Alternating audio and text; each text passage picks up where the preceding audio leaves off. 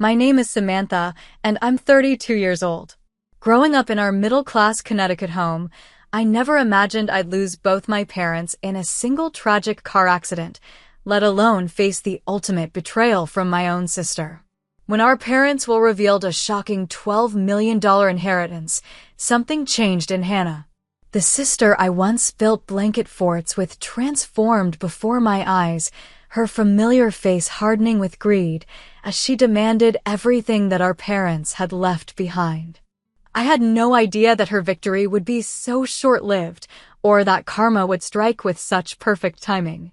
If you're watching this now, drop a comment letting me know where you're tuning in from and hit that subscribe button to hear how justice was finally served when my sister's perfect plan fell spectacularly apart. When I think back to our childhood, the memories that surface first are of Hannah and me racing through the sprinklers in our backyard, our laughter mingling with the summer air.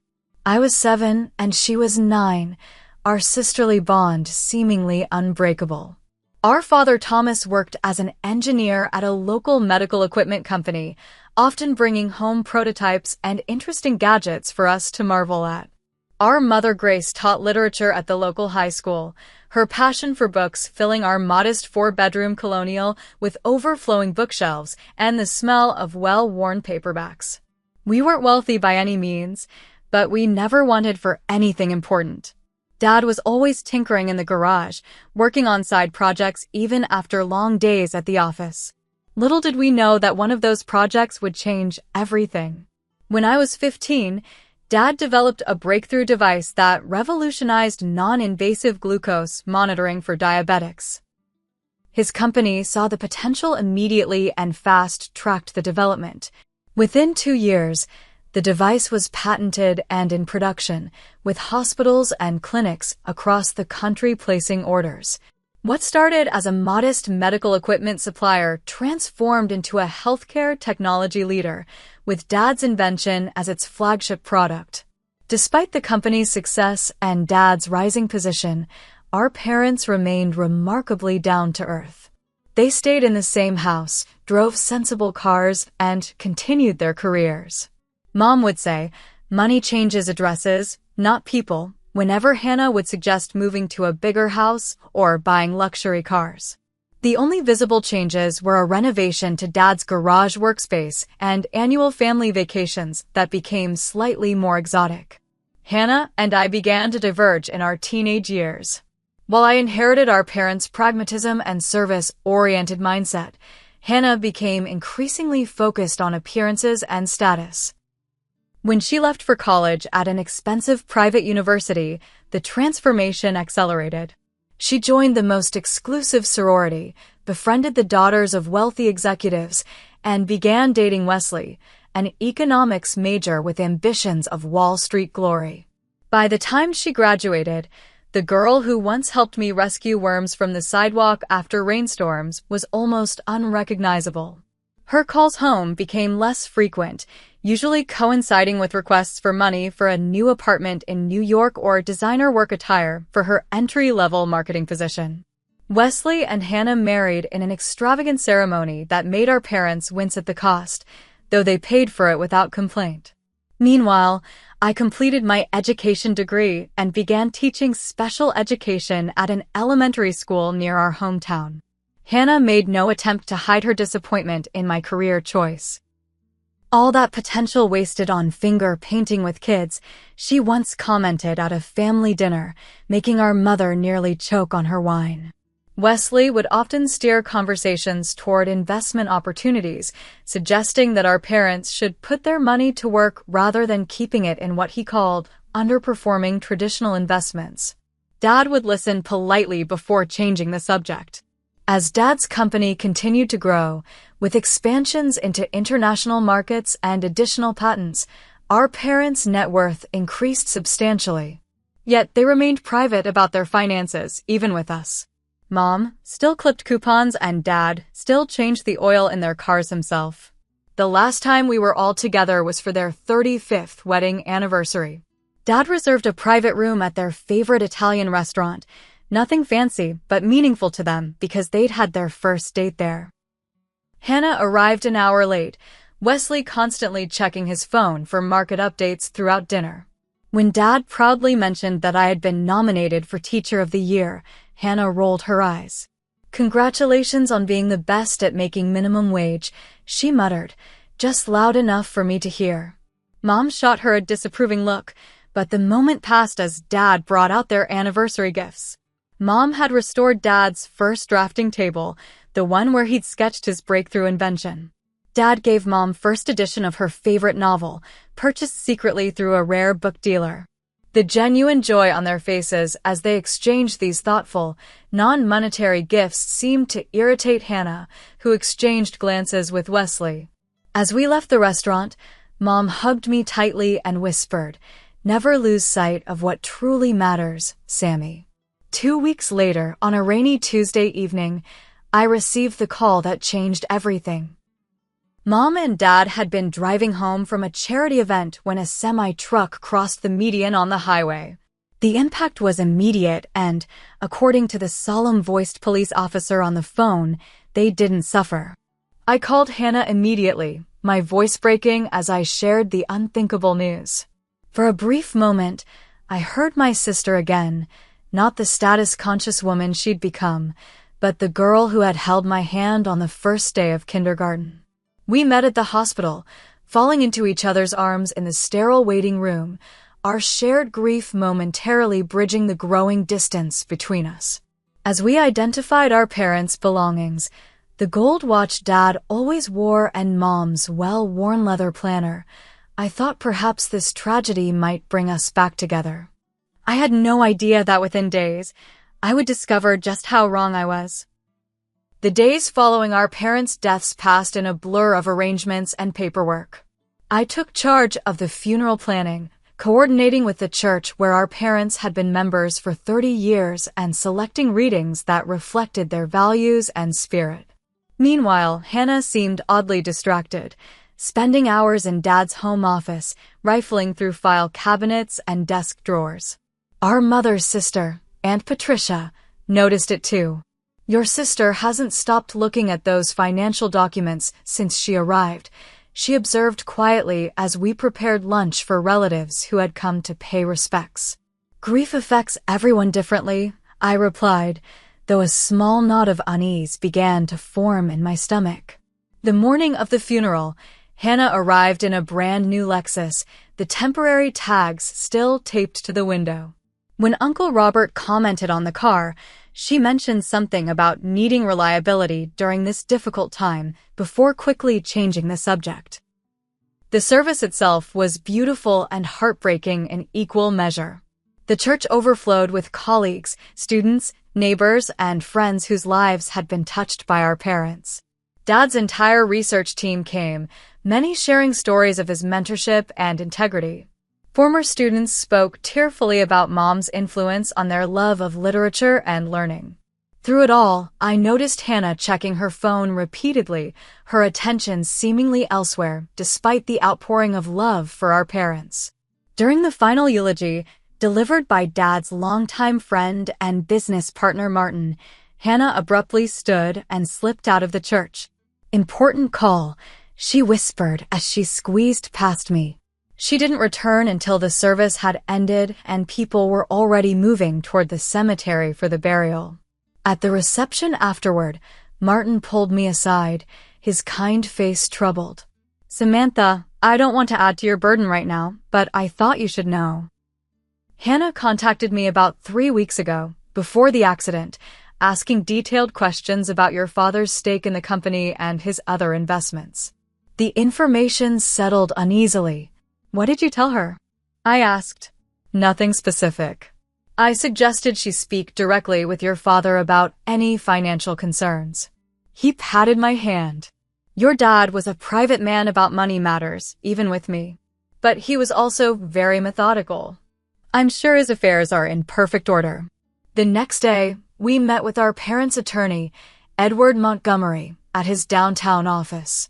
The space exuded old-world professionalism, with dark wood paneling and leather-bound law books lining the walls. Montgomery had been our parents' attorney for decades, handling everything from their wills to the patents for Dad's inventions. He offered sincere condolences before explaining that he would walk us through our parents' estate. I expected to learn about the house, perhaps some retirement accounts and life insurance. Nothing prepared me for Montgomery's next words. "Your parents' estate is valued at approximately $12 million, he stated, adjusting his reading glasses. I gasped audibly, while Hannah's eyes widened, a visible shift in her demeanor as she straightened in her chair. "That's impossible," I stammered. "They lived so modestly." Montgomery nodded understanding. "Your father's inventions became increasingly valuable as the company expanded. Additionally, he made several shrewd early investments in healthcare technology startups that performed exceptionally well. Your parents were quite wealthy, but preferred to live according to their values rather than their means." As Montgomery continued outlining assets, I noticed Hannah taking detailed notes, occasionally underscoring figures with her pen. When the meeting concluded, she immediately began asking about the timeline for distribution and whether any assets were liquid. That evening, as we sorted through our parents' belongings at their house, the first real conflict erupted. Hannah declared she would be taking Mom's entire jewelry collection, including the diamond necklace Dad had given her for their 30th anniversary. "I should have it," Hannah insisted, already placing pieces into a velvet pouch she'd brought. "I actually appreciate fine things." Mom knew that. The comment stung. "These should be divided equally," I countered. "Mom would want us both to have meaningful pieces." Hannah scoffed. "You'll probably just put them in a drawer somewhere. What's the point of having nice things if they're not used and displayed properly?" Over the next few days, I noticed Hannah arriving with empty boxes, systematically packing up artwork, crystal, and silver. When I questioned certain items, she would snap that they would just go to waste with me. One afternoon, I overheard her on the phone with Wesley in the kitchen. "It's even better than we thought," she was saying in a hushed voice. "Montgomery says it's completely liquid within 60 days. Wesley arrived later that day, clipboard in hand, helping Hannah inventory furniture and valuables. As they whispered in the living room, I caught fragments of their conversation, including Wesley saying, "Once we get the full amount, we could finally pay off the..." before noticing me and abruptly changing the subject. That night, lying in my childhood bedroom, I stared at the ceiling wondering what had happened to the sister who once refused a new bicycle because she thought the money should go to a local animal shelter instead. Something had changed in Hannah, something beyond normal grief, and I couldn't shake the feeling that the worst was yet to come. The formal reading of the will took place a week later in Montgomery's office. Hannah arrived with Wesley in tow, both dressed as if for a business meeting rather than a family matter. Montgomery carefully explained that our parents had left a straightforward will, with the estate to be divided equally between Hannah and me after specific charitable bequests to the local library and Dad's university alma mater. As Montgomery finished, I noticed Hannah's shoulders tense, her fingers tightening around her leather portfolio. "Is there a problem, Hannah?" Montgomery asked, noticing her reaction as well. "Actually, yes," she replied, her voice taking on an edge I recognized from childhood arguments. "I don't think a 50-50 split is fair or what our parents would have wanted if they had really thought it through." Montgomery looked surprised. "Your parents were quite clear about their wishes for equal distribution." Hannah leaned forward. "But circumstances change. Samantha has a stable job with a pension. She lives simply and doesn't have the financial obligations I do." Before I could respond, Hannah continued, "Wesley and I have a mortgage in Manhattan, significant investment opportunities that require capital, and..." She hesitated briefly. "We've accumulated some debt that this inheritance could resolve." "How much debt?" I asked, surprised by this revelation. Hannah exchanged glances with Wesley before answering. "About $300,000 in credit cards, plus our mortgage is underwater since the market shift." I was stunned. Despite Hannah's obvious taste for luxury, I had no idea they were in financial trouble. "Maybe you need financial counseling more than an unequal inheritance," I suggested. We could use some of the money to help you restructure your debt, but Wesley interrupted, his voice smooth as he shifted into what I recognized as his sales pitch tone. What Hannah means is that we have unique investment opportunities that could multiply this inheritance. It would be financially irresponsible not to capitalize on these market conditions. The conversation quickly deteriorated as Hannah began bringing up childhood incidents as evidence of parental favoritism. "Remember when Dad helped you buy your first car but made me work for mine?" she demanded. "Or how Mom paid for your teaching certification but questioned my marketing degree?" I was bewildered by her selective memory. "Dad helped with my car because I was working part-time at a non-profit. You were making twice my salary at your corporate internship. And Mom questioned your degree because you switched majors 4 times, not because she didn't support you." The meeting ended with nothing resolved, Montgomery suggesting we take some time to consider options. In an attempt at reconciliation, I suggested meeting for lunch the following day at the Riverside Cafe, a neutral location where we might discuss compromise. When Hannah arrived, she wasn't alone. A sharp-featured woman in an immaculate suit accompanied her, introducing herself as Stephanie Green, Hannah's attorney. "You brought a lawyer to lunch?" I asked incredulously. Hannah shrugged. "I need someone to protect my interests."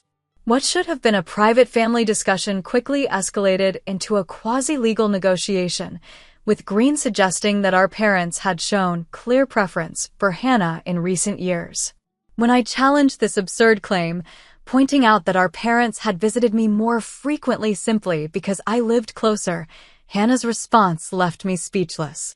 "They visited you out of obligation," she snapped, loudly enough that nearby diners turned to look.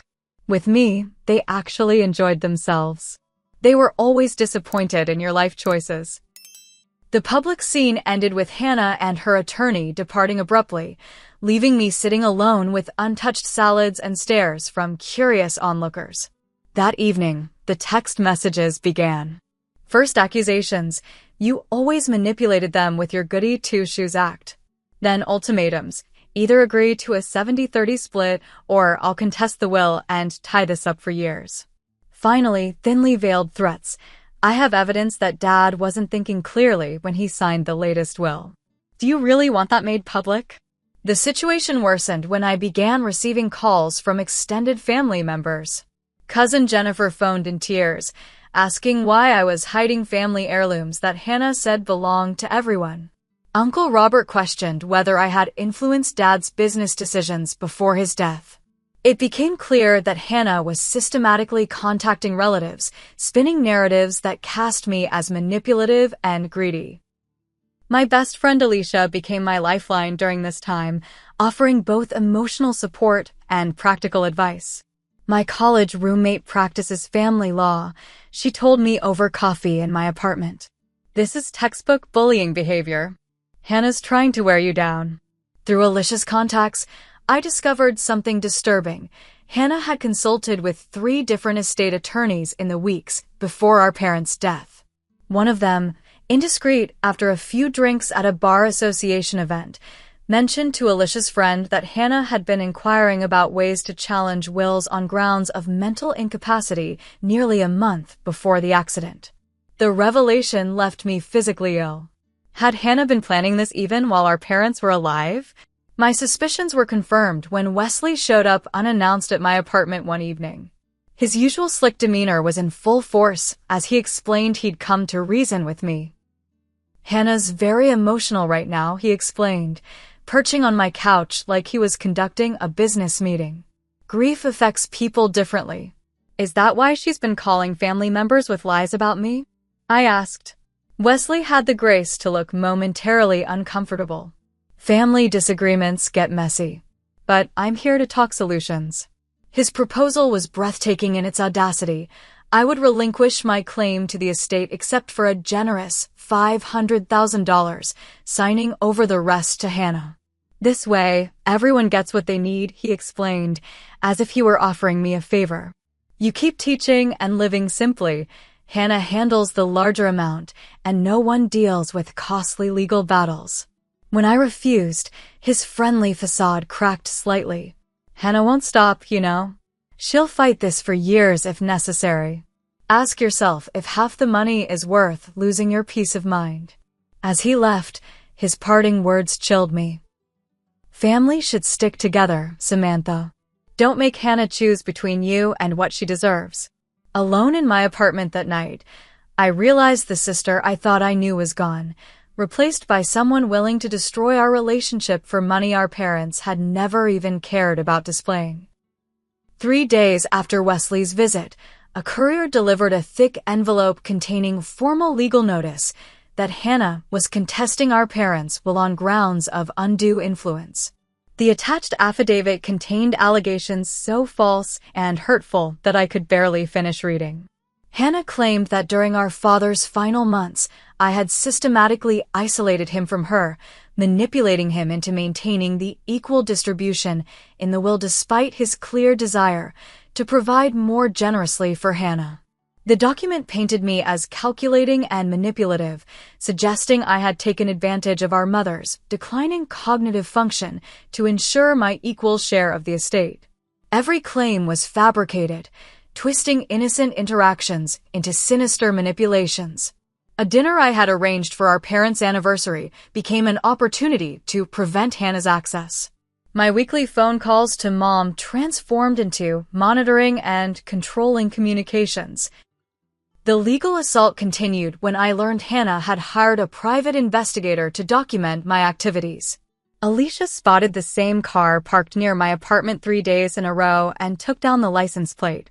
Her law enforcement contact confirmed it belonged to a private investigation firm that specialized in surveillance for civil cases. The stress began affecting every aspect of my life. Sleep became elusive, interrupted by grinding teeth and anxiety dreams where I searched empty houses for my parents. Panic attacks ambushed me in grocery store aisles and during school meetings. The dual trauma of grief and betrayal left me feeling hollowed out, going through motions of daily life while emotionally unraveling. My principal noticed my deteriorating condition and gently suggested I take personal leave. "The children need you at your best," she said kindly. "Take time to heal." With reluctance, I accepted a month's leave, using the time to start therapy with Dr. Melanie Winters, a grief counselor who specialized in family conflict. "You're experiencing complicated grief," she explained during our second session. "The natural mourning process is being interrupted and intensified by this inheritance conflict. Your sister's actions are forcing you to defend yourself when you should be processing your loss." The one bright spot during this dark period was my friendship with James, a history teacher at my school. He began checking on me daily, bringing homemade soup and fresh bread, sitting quietly with me when words failed. His steady presence became an anchor when everything else seemed to be drifting away.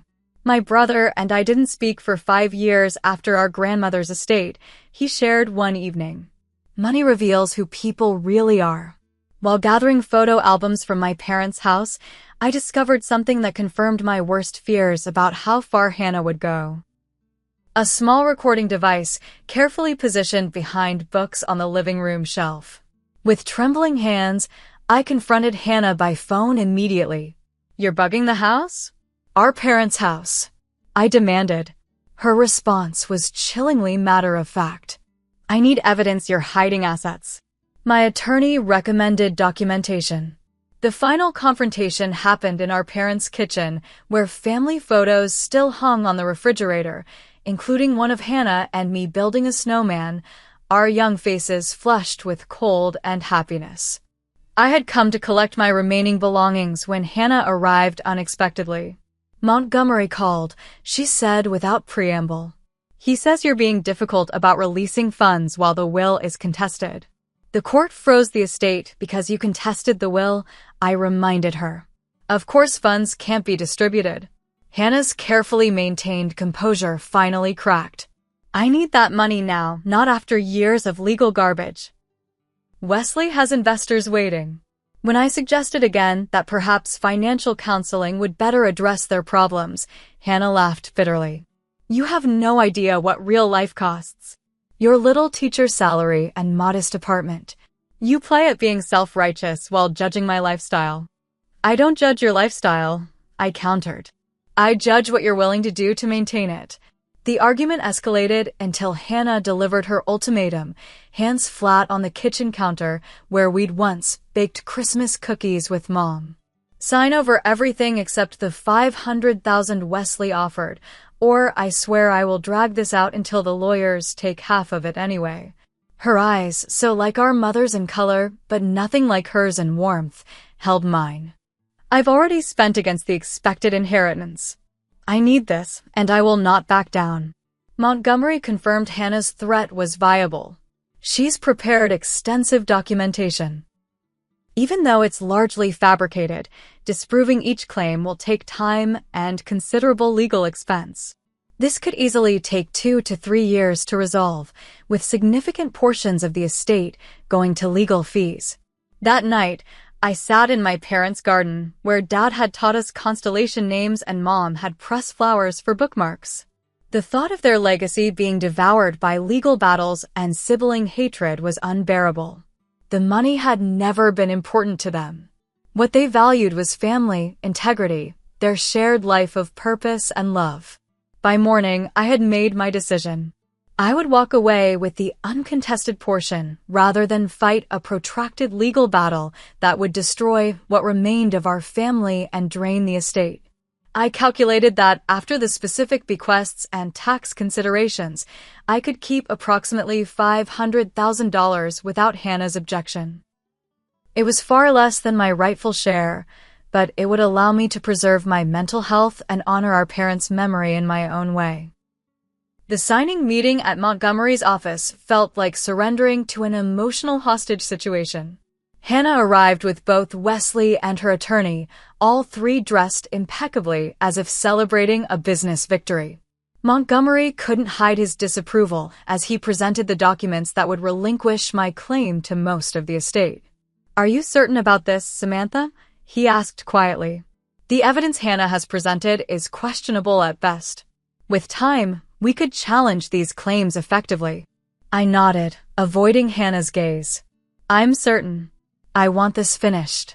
As I signed my name to the documents, Hannah's face revealed a cold smirk I'd never seen before. "Perfect," she said, examining the signature. "I knew you'd see reason eventually." What hurt more than losing the inheritance was Hannah's refusal to even discuss the sentimental items. When I asked about splitting family photo albums and holiday ornaments our mother had collected for each of us, Hannah's response was swift and cutting. "The agreement covers all assets. If you wanted keepsakes, you should have negotiated that separately." Wesley reviewed the paperwork with calculating eyes, occasionally whispering clarifications to Hannah. Not once did he acknowledge the family relationship being destroyed before him, treating the situation as purely transactional. As they prepared to leave, Hannah paused at the door. "I think it's best if we take some time apart," she said, not quite meeting my eyes. "For healing." The words were right, but the tone was wrong, like an actress reciting lines without understanding their meaning. "How much time?" I asked. She shrugged. "I'll be busy with some major projects. I'll reach out when things settle." We both knew she had no intention of reaching out.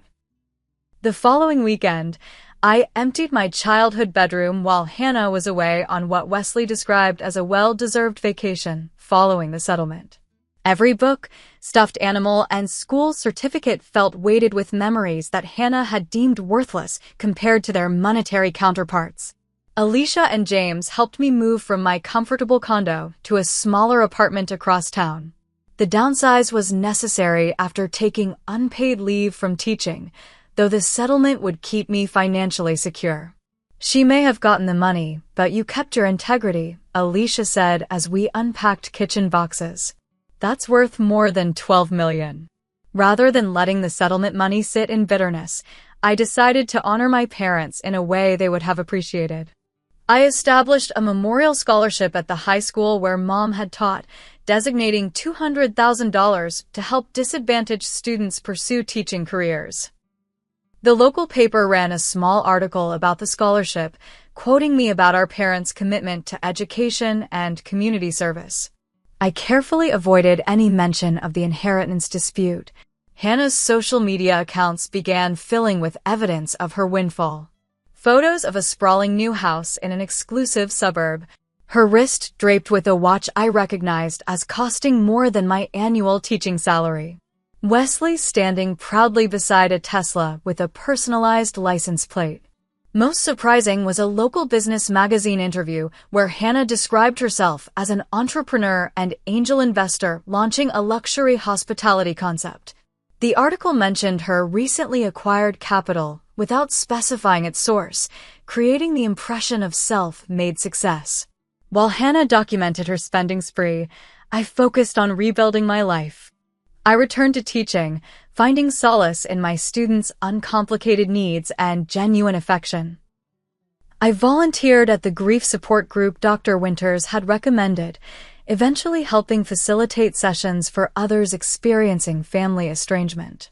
And my friendship with James gradually deepened into something more, his quiet strength and authentic nature a stark contrast to the materialistic values that had consumed my sister. A chance encounter with Martin, my father's business partner, provided the first hint that all might not be well in Hannah's new empire.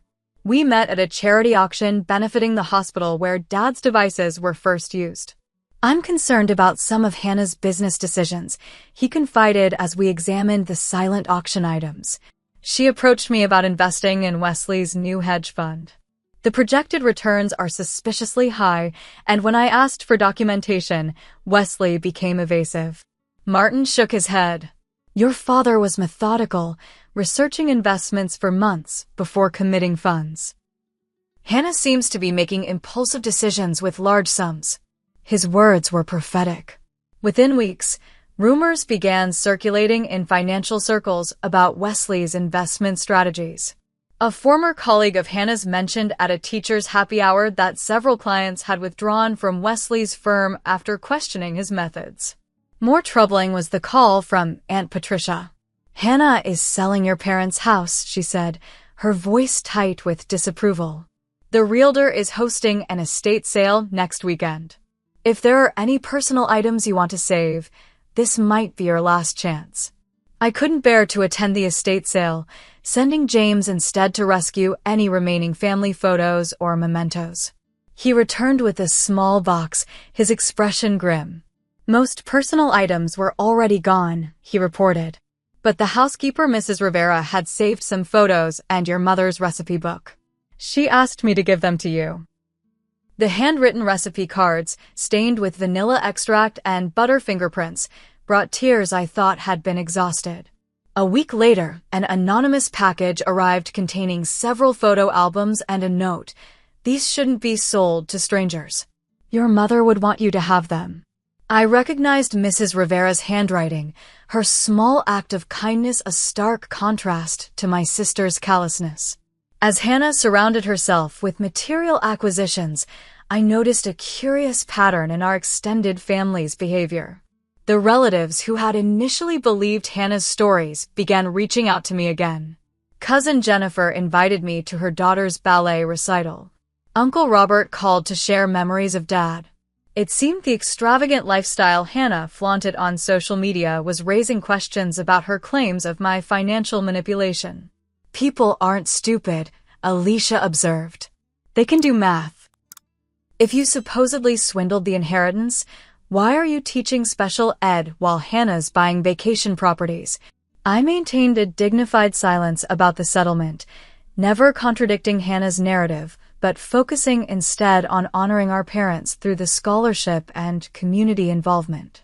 The local education board recognized the memorial scholarship with a small ceremony, presenting me with a plaque that now hangs in my classroom next to a photo of Mom reading to her students. Through it all, I waited for the grief to soften, for the sense of betrayal to dull. Some days were better than others. On Mom's birthday, I placed flowers at their graves alone, Hannah having sent an impersonal arrangement delivered by a high-end florist. I wondered if she ever reflected on what our parents would think of her choices, or if the comfort of wealth had completely overshadowed such considerations. I had no way of knowing that answers to these questions would come sooner and more dramatically than I could have imagined. Exactly 2 months after the settlement was finalized, I was grading papers in my classroom after school when Alicia burst in, waving her phone. "You need to see this," she said, pulling up the financial section of the city newspaper on her screen. The headlines sent a jolt through me. Federal investigation launched into Wesley Davis Investment Group amid fraud allegations. I scanned the article with growing disbelief. Wesley's firm was under investigation for misleading investors and potentially operating a sophisticated Ponzi scheme. The article mentioned recently acquired family money used to attract additional investors with promises of exclusive opportunities and extraordinary returns. Before I could fully process this information, my phone rang. It was Martin. "Have you seen the news about Wesley?" he asked without preamble. "Hannah invested nearly $8 million with his fund," he continued, his voice heavy. I tried to warn her about diversification, but she said Wesley had insider connections that guaranteed returns. Over the next several days, the situation unraveled with stunning speed. Wesley had apparently fled the country, transferring significant assets to offshore accounts before the investigation became public. Hannah's luxury resort development, prominently featured in her social media posts, had collapsed after contractors walked off the job due to bounce checks, resulting in a $2 million loss. Most devastating was the tax audit revealing Hannah had failed to properly account for estate taxes, resulting in penalties exceeding $1.5 million. The schadenfreude I expected to feel never materialized. Instead, watching my sister's life implode from a distance felt hollow and sad, another layer of loss atop the grief I was still processing. Reports of Hannah's assets being seized began circulating among family. Aunt Patricia called to say Hannah's designer clothing and cars were being repossessed, the new house listed for quick sale at a significant loss. Through it all, I maintained my distance, focusing on the approaching school year and the memorial scholarship recipients who would be announced at the fall assembly. Then the text messages started, a mirror image of those I'd received during the inheritance dispute. First came vague check-ins, "Hey, how have you been?" Then thinly veiled hints, "Things have been challenging lately." Finally, direct appeals, "Can we talk? I need some advice about financial matters." I left them unanswered, the wound still too fresh to risk reopening. Aunt Patricia provided updates whether I wanted them or not. "Hannah's been calling everyone asking for loans," she reported during our monthly lunch. She told Uncle Robert she just needs to bridge some temporary cash flow issues until Wesley resolves his misunderstanding with the government. The idea that Hannah still believed in Wesley's innocence was perhaps the most painful revelation. The first voicemail arrived on what would have been our parents' anniversary. Hannah's voice sounded strained, lacking its usual confidence. "Samantha, I know it's been a while, but I was hoping we could discuss some financial matters. Nothing major, just call me back when you can." I deleted it without responding. 2 more followed in subsequent weeks, each more desperate than the last. I maintained my silence, protected by distance and the quiet life I'd rebuilt. The direct confrontation came on a Tuesday afternoon. I was helping a student with reading difficulties when the school secretary appeared at my classroom door. "There's someone waiting to see you in the front office," she said quietly. "She says she's your sister." Hannah sat stiffly in the waiting area, a shadow of her former polished self. Her designer outfit had been replaced by department store basics, her manicure grown out, her hair lacking its usual professional styling. When she saw me, she stood quickly, smoothing her skirt with nervous hands. "Thank you for seeing me," she said formally, as if we were business acquaintances rather than sisters who had once shared everything. We walked silently to a nearby coffee shop, the awkwardness between us a physical presence. Once seated with untouched drinks before us, Hannah cleared her throat. "I'm sure you've heard about my situation," she began. When I didn't respond, she continued. "Wesley made some poor decisions. He's working to resolve them from abroad, but in the meantime, things have been challenging. Not once did she acknowledge her role in our estrangement or express remorse for her actions during the inheritance dispute. Instead, she framed her visit as a temporary setback in an otherwise successful life trajectory. "I was hoping you might consider a short-term loan," she finally said, eyes fixed on her coffee cup. "Just until Wesley's legal issues are clarified." "And how much would this short-term loan be?" I asked, my first words since greeting her. Hannah named a figure that nearly matched my entire settlement amount. "I still have excellent credit," she added quickly. "I could make it a formal arrangement with interest." The conversation felt surreal, sitting across from my only sister as she essentially asked for the inheritance she had taken from me, now lost through her own poor choices. I maintained careful boundaries, neither agreeing to her request nor rejecting her outright. "I'll need to consider this carefully," I said, gathering my belongings. Financial decisions shouldn't be made impulsively. The irony of echoing the advice she had once rejected wasn't lost on either of us. 2 days later, the final bombshell dropped. A financial news outlet published an exposé detailing Hannah and Wesley's fraudulent investment scheme. The article revealed that much of the money from my parents' estate had been used not for legitimate investments, but to pay earlier investors and fund their lavish lifestyle. Hannah now faced potential legal consequences herself, the investigation having uncovered her signatures on numerous questionable documents. When Hannah called again, her composure had completely crumbled. Through tears, she revealed that Wesley had left her with nothing, transferring their remaining liquid assets to accounts she couldn't access before disappearing. Most devastating was her confession that she had never really understood the legal documents Wesley had prepared for her signature. "I just signed what he put in front of me," she sobbed. "I trusted him. He said it was all standard language for asset protection."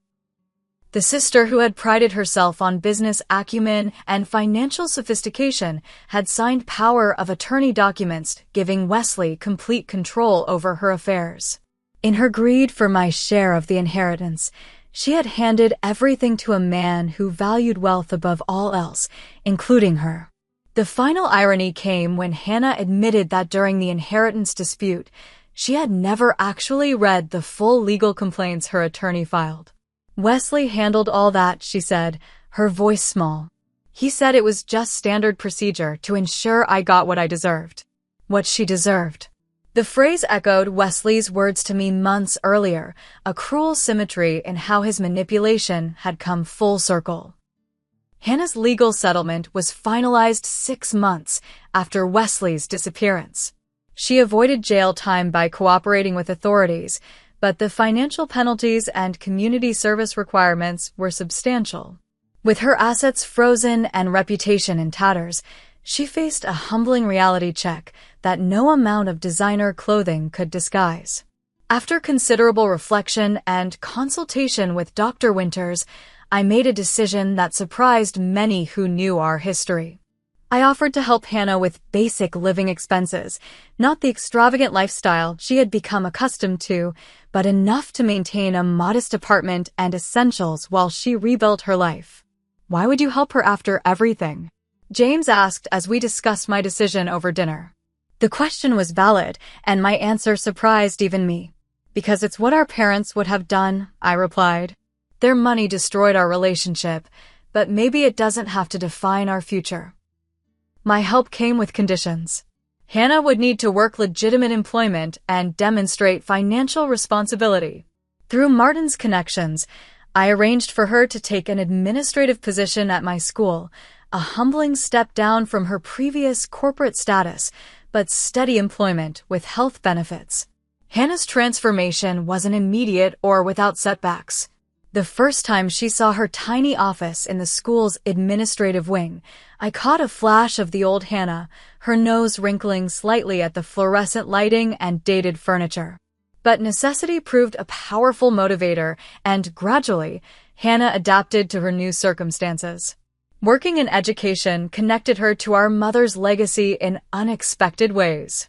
As weeks turned into months, I watched my sister rediscover values that had been buried beneath years of materialistic pursuit. She volunteered for the school's book fair, remembering how our mother had done the same. She began bringing home made lunches instead of ordering expensive takeout. Small changes accumulated into a larger shift in perspective. Our parents had raised us with clear values that Hannah had rejected in favor of Wesley's vision of success. Now, stripped of the trappings of wealth, she began reconnecting with the person she had been before money became her measuring stick. 6 months into her job at the school, Hannah approached me with an idea for a financial literacy program for high school students. If I had understood basic investment principles, I might have questioned Wesley's promises, she explained. Maybe we can help other young people avoid similar mistakes. The "we" wasn't lost on me. A tentative olive branch extended after so much conflict. With the remaining funds from my settlement, I established a small foundation supporting causes our parents had valued: education, medical research, and community arts programs. When Hannah asked if she could volunteer with the foundation's initiatives, I recognized it as another step in her personal redemption.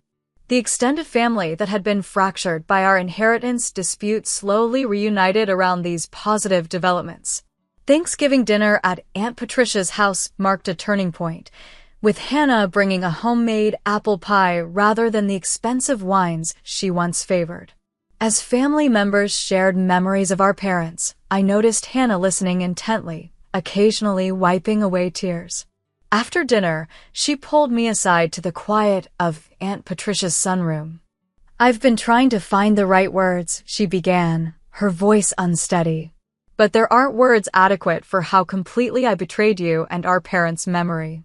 The apology that followed was raw and genuine, free from the calculated manipulations that had characterized our previous interactions. "I convinced myself I deserved more because I lived a bigger life," she admitted. "But I was measuring the wrong things entirely. Forgiveness didn't come easily or all at once." There were still moments when remembering her coldness during the inheritance dispute would stop me mid-conversation, a sudden chill despite our warming relationship. But watching Hannah's genuine efforts to rebuild her life with integrity created space for healing neither of us had thought possible. James proposed on my birthday, not with an extravagant diamond that would have impressed the old Hannah, but with my grandmother's restored ring that he had secretly retrieved from the estate sale. The simple gesture embodied everything I valued: thoughtfulness over flash, meaning over monetary worth. To my surprise, Hannah threw herself into helping plan a small, meaningful ceremony.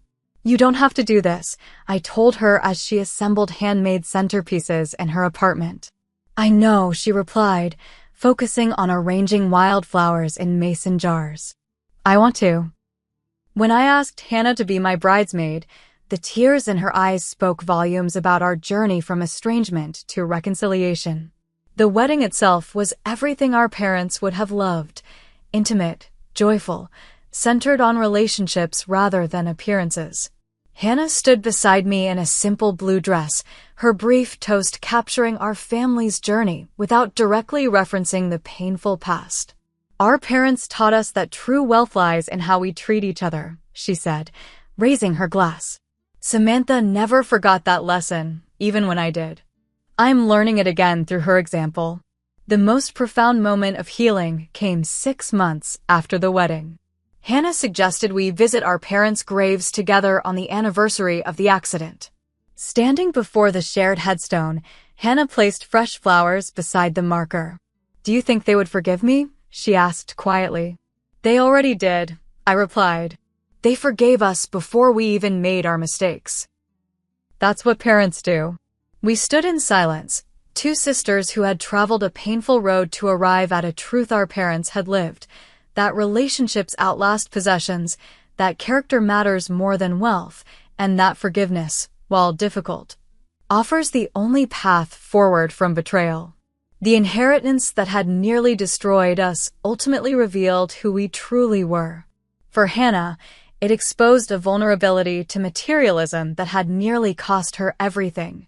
For me, it tested my commitment to the values our parents had instilled. In losing the money, I had preserved something far more valuable. In gaining it all, Hannah had lost herself before finding her way back. As I watch my sister rebuild her life with newfound wisdom, I often think about what our parents' true legacy was. Not the $12 million that appeared and disappeared so dramatically, but the example they set through decades of quiet integrity. They lived according to their values rather than their bank account, finding joy in purpose and relationships rather than possessions. In the end, that was the inheritance that mattered, the one that sustained me through betrayal and eventually helped reclaim my sister from the hollow pursuit of wealth at any cost. If you've made it to the end of this story, I'd love to know if you've ever experienced a family conflict over money or possessions and how you navigated those challenging waters. Leave a comment below sharing your experience or any insights this story brought up for you. And if you found value in this journey through loss, betrayal, and redemption, please consider subscribing and sharing with others who might be facing similar family challenges. Remember that true wealth isn't measured in dollars, but in the integrity and love we bring to our relationships. Thank you for listening to my story.